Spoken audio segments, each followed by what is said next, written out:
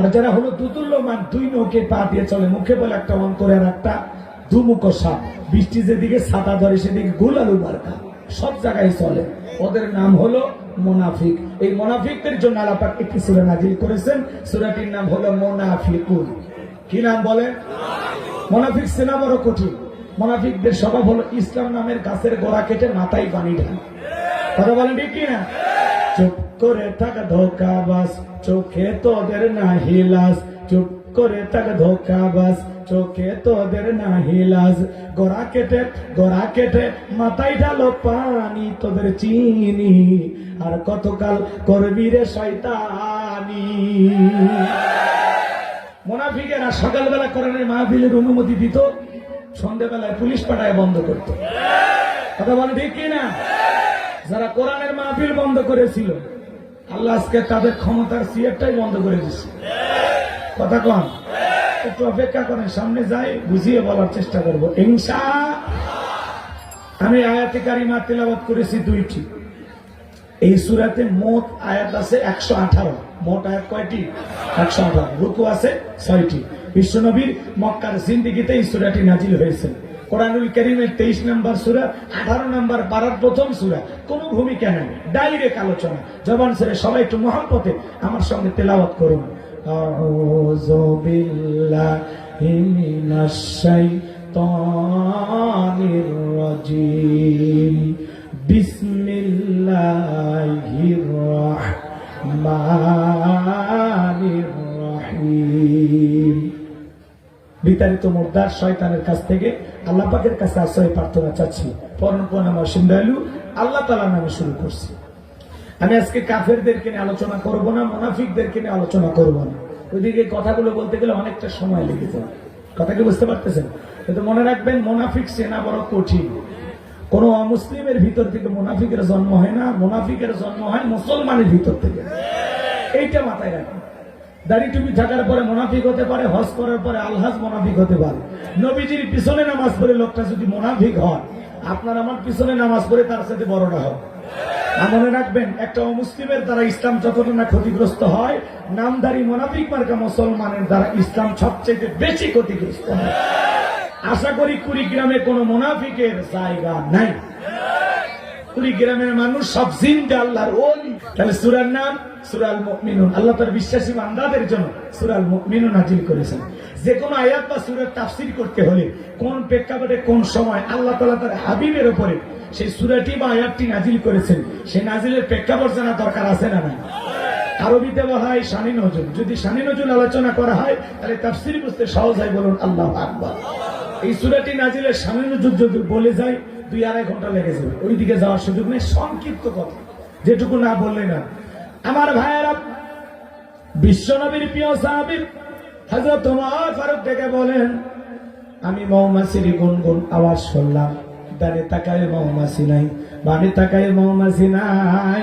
নবীজির চেহারা মোবারকের দিকে তাকায় দেখি আমার নবীজি ফিস ফিস করে কি যেন তেলাওয়াত করতেছেন। হযরত ওমর ফারুক থেকে বলেন, আমার বোঝার বাকি রইল না, আসমান থেকে নবীজির উপরে কোরআনুল কারীম নাজিল হচ্ছে, আর বিশ্ব নবী কোরআনুল কারীম রিসিভ করতে ব্যস্ত। বলুন সুবহানাল্লাহ। মৌমাছির বনবন ভনবন আওয়াজ হইলে কোরআনুল কারীম নাজিল হয়। দপ্তরি ছুটির ঘন্টায় মারে মারে টন টন আওয়াজ হইলে কোরআনুল কারীম নাজিল হয়। নবীজি যখন ঘোড়ার উপরে থাকতেন, ওই সময় যদি কোরআনুল কারীম নাজিল হইতো, ওহির ভারে ঘোড়ার পা গুলো বালুর ভেতরে ডেবে যেত। আল্লাহু আকবার। তাহলে কোরআনুল কারীমের একটা আলাদা ওয়েট, আলাদা একটা ওজন আছে না? 8টি পদ্ধতিতে রাসূলের উপরে কোরআনুল কারীম নাজিল হইতো। আমি বললাম না? হযরত ওমর ফারুক ডেকে বলেন, নবীজির কোরআনুল কারীম রিসিভ করা শেষ হয়ে গেল। বিশ্ব নবী সাহাবায়ে কেরামদের দিকে মুখ ঘুরায় ডেকে বলেন, ও আমার সাহাবীরা, এই মাত্র আসমান থেকে জিবরাইল এসে আমার উপরে সূরাল মুমিনুনের 10টি আয়াত কারিমা নাজিল করে জানাতে গেলেন, নবী গো, এই 10টি আয়াতের ভিতরে আল্লাহ রাব্বুল আলামিন তার আদরের মুমিন বান্দাদের জন্য 7টি কোয়ালিটি নিয়ে, 7টি বৈশিষ্ট্য নিয়ে, 7টি গুণাবলী নিয়ে আলোচনা করেছেন। আল্লাহর কোন মুমিন বান্দা যদি এই 7টি গুণে গুণান্বিত হতে পারে, 7টি গুণ দিয়ে তার জীবনটাকে সাজাইতে পারেন, আমার আল্লাহ রাব্বুল আলামিন বলেন, উলাইকা হুমুল ওয়ারিসুন।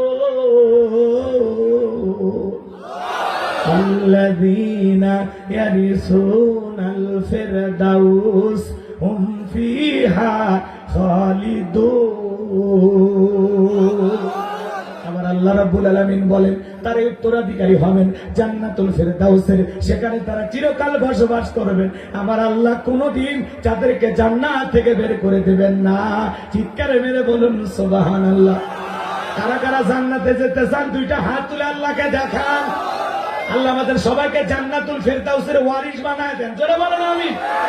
জান্নাতে যেতে হলে কয়টা গুণাবলী? 7টি। বাবা মারা গেলে সন্তান যেরকম ওয়ারিস সূত্রে বাবার সম্পত্তির ভাগ পায়, কোন মুমিন যদি আজকের বলা এই 7টি গুণ দিয়ে তার জীবন সাজাইতে পারে, আল্লাহ রাব্বুল আলামিন জানিয়ে দিয়েছেন আল্লাহ পাক তাকে জান্নাতুল ফিরদাউসের ওয়ারিস বানায় দিবেন, উত্তরাধিকারী বানায় দিবেন। বলুন সুবহানাল্লাহ।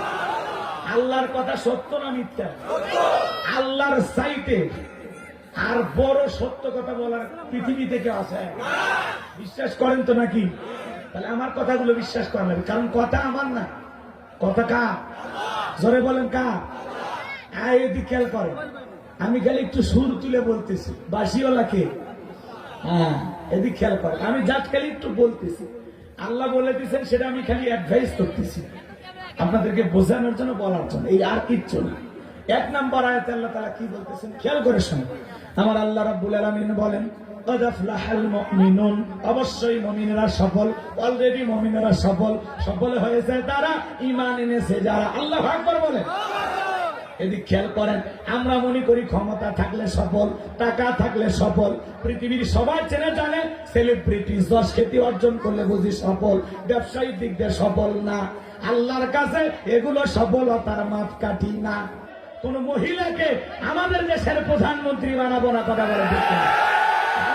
বাংলাদেশের পুরুষ প্রধানমন্ত্রী কারা কারা চান হাত তুলে দেখা। লিল্লাহি তাকবীর। কারণ নারীদের জেদ বেশি, রাগ বেশি। মাঝে মাঝে দেখেন না, রাগ করে জেদ করে বাড়ির হাড়ি বাতি ভেঙে ফেলে দেয়, স্বামী তুলে আছাড় মারে। এই জন্য এদের জেদ বেশি, রাগ বেশি। এরা যদি শান্তির জায়গা পায় জীবন যাবে, জায়গা ছাড়বে না। 16 বছর লাগলো ছাড়তে, কি বুঝলেন? আর মেয়েরা রাগ করে যদি একবার ওই জায়গায় বসে থেকে কিছু করতে চায়, রাগ আর জেদে পুরো দেশে আগুন লাগায়। আমরা চাইছিলাম পদত্যাগ, ম্যাডাম পদত্যাগ করেন। আল্লাহ বলে কিসের পদত্যাগ? এরা যে অন্যায় অপরাধ করেছে, শুধু পদত্যাগ না, আমি আল্লাহ এদেরকে দেশ ত্যাগ করতে বাধ্য করবো। কথা বলা ঠিক না? আল্লাহর পাকড়াও বড় কঠিন। আল্লাহ ধরে না, আল্লাহ যেদিন ধরবে পাপ টাকার টাইম দেবে না। রাগ করে চলে গেছে পাশের দেশে, যা কি আমাদের ছেড়ে থাকতে পারে? মাঝে মাঝে কল দিয়ে খোঁজ খবর নেই, কল রেকর্ড ফাঁস। আমি বাংলাদেশে খুব কাছে আছি, চট করে ঢুকবেনি, তাহলে বের হলেন কেন? কথা কয় না কেন? আর আপনি আসেন তো, এই দেশ আপনার বাবা, এই দেশ আপনার স্বামী, আপনি নিজে বলেছেন আমি পালাবো না, পালালেন কেন? আপনি আসেন, এই দেশের 18 কোটি মানুষের 36 কোটি চোখ তাকায় আছে। বুবু আইবা, তুমি আইবা গো, সেই দিন আইসা বুবু ক্ষমতা পাইবা না। বুবু আইবা, তুমি আইবা গো, সেই দিন আইসা বুবু ক্ষমতা পাইবা না। নাই বুবু কাদের কাকার অবস্থা খারাপ, দরবেশ বাবার নাকেল এখন সামনে আসে না। নেতা কর্মী সব জেলের ভিতর, আমি আসি ডরের ওপর, কখন জানি আসে গ্রেপ্তারি পরোয়ানা। বুবু আইবা, তুমি আইবা গো, সেই দিন আইসা বুবু ক্ষমতা পাইবা না। ক্ষমতার চেয়ার থেকে নামা সহজ, কিন্তু এই চেয়ারে ওঠা কঠিন। কথা বলে ঠিক না? আমার ভাইরা মন খারাপ করবেন না, বাজান গো আমার। এই জন্য ক্ষমতা থাকলে সফল হওয়া যাবে।